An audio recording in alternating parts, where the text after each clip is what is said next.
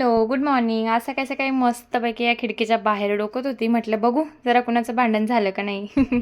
असं गंमत करत होती. त्यानंतर मग या ठिकाणी सकाळी-सकाळी नाश्त्याला मी या ठिकाणी मस्त रात्री ना उडदाची डाळ आहे ना ती भिजू घातलेली होती आणि त्याचेच मला आज पकोडे बनवायचे होते. पकोडे बनवण्यासाठी मी या ठिकाणी थोडं-थोडं पाणी घालून उडदाची डाळ छान अशी मिक्सरला बारीक करून घेतली आणि शेवटची डाळ जेव्हा मी बारीक करत होती तेव्हा त्यामध्ये हिरव्या मिरच्या, लसूण आणि कोथिंबीर, जिरं असं टाकून छान असं दळून घेतलं आणि त्यानंतर हे छान असं एकत्रित करून घेतलं आणि एकत्रित करत असताना मी त्यामध्ये जेवढं लागेल म्हणजे गरजेनुसार त्यामध्ये मीठ टाकून घेतलं आणि मग त्यामध्ये वरून थोडीशी बारीक चिरलेली कोथिंबीरही मी त्यामध्ये टाकलेली आहे आणि मग हे छान असं नाश्त्याला होईल म्हटलं म्हणून. आणि कधी कधी असं बनवलं ना तर खरंच खूप खायला छान लागतं. या ठिकाणी मी तेल गरम करून घेतलं आणि त्यामध्ये थोडंसं टाकून बघितलं, म्हटलं तेल तापलं आहे का नाही.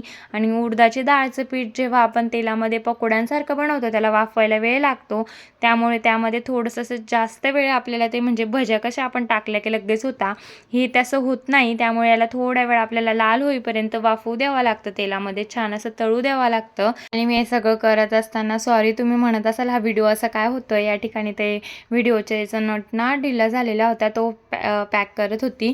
त्यानंतर मग या ठिकाणी मी छान असं एक एक करून असे पकोडे तळायला घेतले. म्हटलं एवढी छान क्लिप आहे, थोड्यासाठी नको वाया जायला.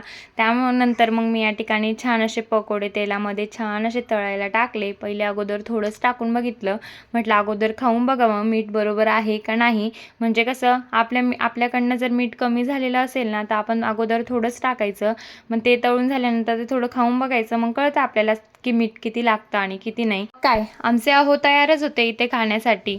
ते माझ्या बाजूलाच होते साईडला. हे बघा हा हात त्यांचाच आहे, त्यांनाच घाई झाली. तू थांब म्हणे, मी सांगतो म्हणे तुला कसं तळायचं. म्हटलं बरं ठीक आहे, आता तुम्हीच मला सांगा कसं तळायचं.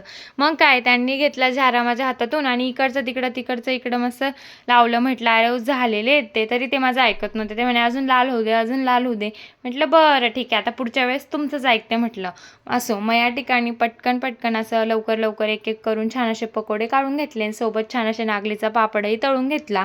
त्यानंतर दुपारी ध्रुव स्कूलमधून आला आणि इथे बघा येताच बरोबर लगेच टीव्हीचा नाद आहे आम्हाला. आणि हे बघा तोंड कसं करतोय, त्याला माहित आहे ना कॅमेरा चालू आहे.